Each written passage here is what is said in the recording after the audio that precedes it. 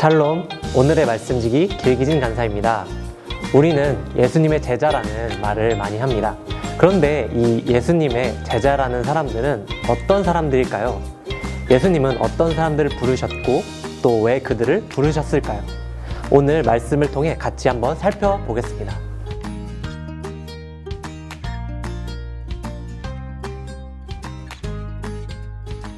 오늘 본문에서는 12제자 중 한 사람인 마태, 레위를 부르시는 장면이 나오고 있습니다.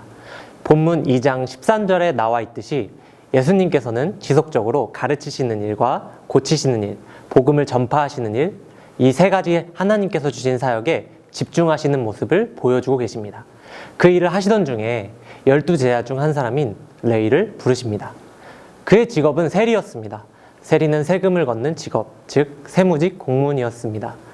지금의 직업과는 조금 다르게 당시 세리는 로마 제국의 숙국이었던 이스라엘 사람들의 세금을 로마인들에게 가져다 바치는 일을 하는 사람이었습니다. 따라서 로마 및 로마와 협력한 자들이라 손가락질 당하고 경멸받는 존재였습니다.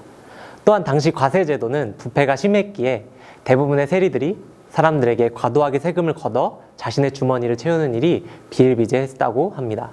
따라서 이들은 재정적으로 풍족했을지 모르겠으나 조국을 배신했다는 자책감과 비난 속에 살고 있는 자들이었을 것입니다. 그런 세리였던 레위에게 오늘 예수님께서는 찾아오셔서 제자로 부르십니다. 그뿐만 아니라 레위의 집에서 많은 세리와 죄인들과 함께 먹고 마시는 모습을 보여주고 계십니다. 이 광경을 본 당시 바리새인들과 서기관들은 예수님을 비난했습니다. 성경에 나온 바리새인들은 성경을 올바르게 연구하고 지키며 가르치던 자들이었습니다. 이들은 율법을 철저히 지켰으며 특별히 정결함이 있어서 잔에서 하루살이까지 걸러낼 정도로 식사 때 정결함을 유지하는 사람들이었습니다.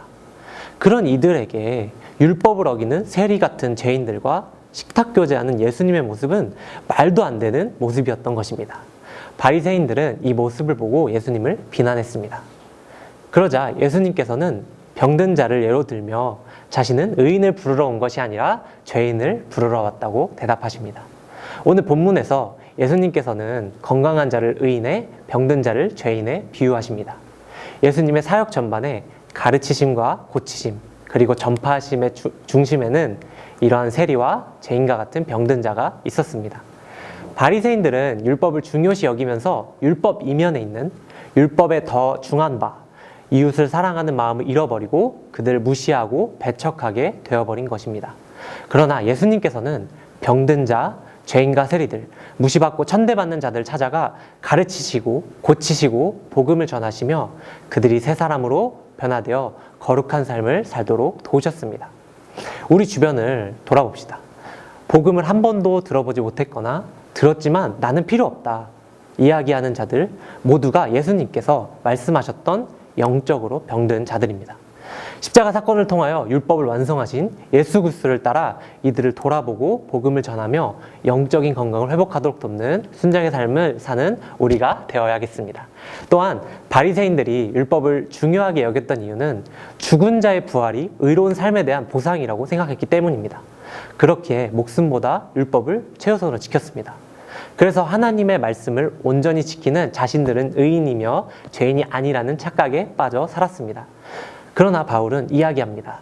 기록된 바 의인은 없나니 하나도 없으며 깨닫는 자도 없고 다 치우쳐 함께 무익하게 되고 선을 행하는 자는 없나니 하나도 없도다 라고 말입니다.